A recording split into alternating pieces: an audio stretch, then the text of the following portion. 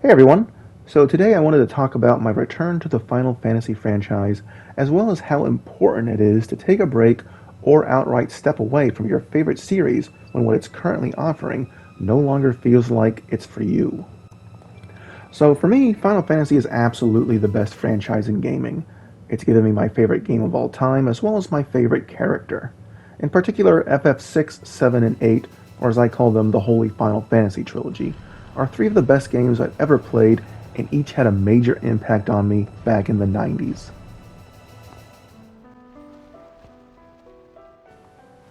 But after the release of Final Fantasy X, my interest began to wane and the series began to go through some big changes.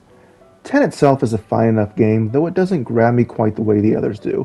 And 10 too was interesting to see the franchise get a direct sequel, but the next mainline installment was Final Fantasy XI, which was an MMO.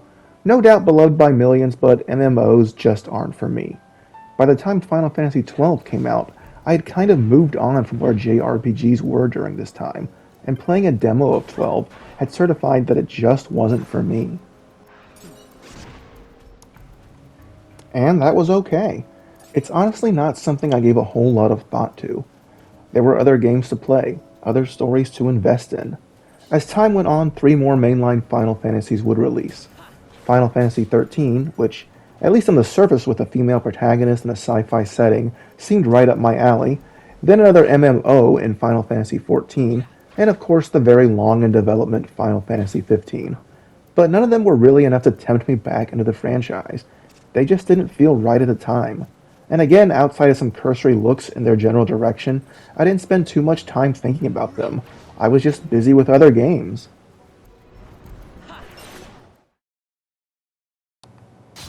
Now, that's not to say that I was completely done with the series. Far from it. 6, 7, 8, and even 9 were still some of my favorite games of all time, and of course I replayed them throughout the years. Their stories were still incredibly meaningful to me, and nothing had changed that. Get down here, Merc. 2015 saw my biggest peak of interest with the official announcement that they were actually remaking Final Fantasy VII, but even then it was fairly obvious that game was years away. In fact, it wasn't until spring of 2020 when that game finally released, and oddly enough, I just wasn't super hyped for it. I'd played a demo and felt like it really wasn't for me, and quite frankly, I was just a little worried about how Aerith would be handled. I'm typically of the mind that you can change whatever you want with a remake, as the original would still always be there. But for me, if they didn't get Aerith right, then none of that really mattered. It would have just been too much for me. So again, I just steered clear of it. Oh, the flower girl. But not for long. In early 2021, more than 6 months after the game's release, I finally decided it was time for Final Fantasy VII Remake. And the time was right, because I loved it. Despite making some monumental changes, they got all the characters right. None more so than my beloved Flower Girl. Special praise to her voice actor Brianna White, who brought her to life like no one else could. And thanks to the game's story mode difficulty, I had no issues at all playing the game. And that was really it. I didn't have a PlayStation when Final Fantasy VII initially released, but it led me to checking out Final Fantasy VI, then known as Final Fantasy III for the Super Nintendo. FF7 was what got me into it initially, so it was only fitting that it was the game that brought me back to the franchise. Heck, even after finishing the game, I decided to play Final Fantasy XV, which was on what was at the time PlayStation Now, and let me tell you, it is a glorious mess. It's one of the strangest experiences I've ever had with a game, in that it doesn't really do anything well, yet somehow in spite of itself, I found it compelling. There's only so far a man can walk. It actually makes me think of the British sitcom Spaced, particularly Daisy and Tim's neighbor Brian. In an episode, Daisy asked him, "Don't you like him?" And Tim says, "I do like him, I'm just not sure why." That's really how I feel about Final Fantasy XV. I do like the game, I'm just not really sure why.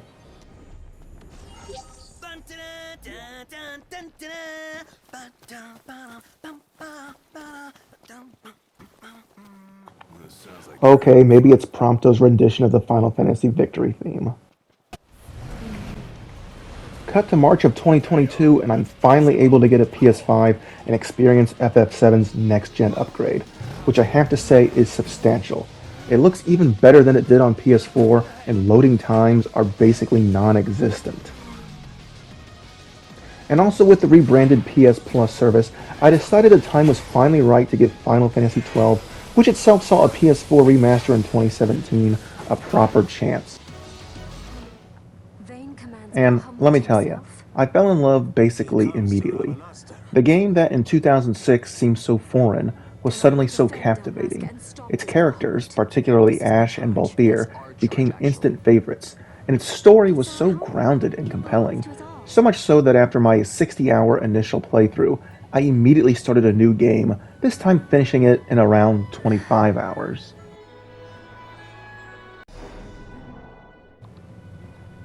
The funny thing about 12 is I maintain that ignoring it in 2006 was the right move.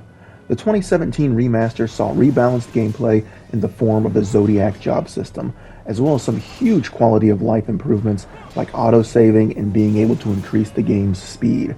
They may sound minor, but they went a long way to helping find something truly special in the game. Who's to say for sure, but I just don't think I'd have had the patience for the game in 2006. It's something I could have seen myself abandoning, but over 15 years later, and it was just the right time. And that's really the point I'm trying to make here.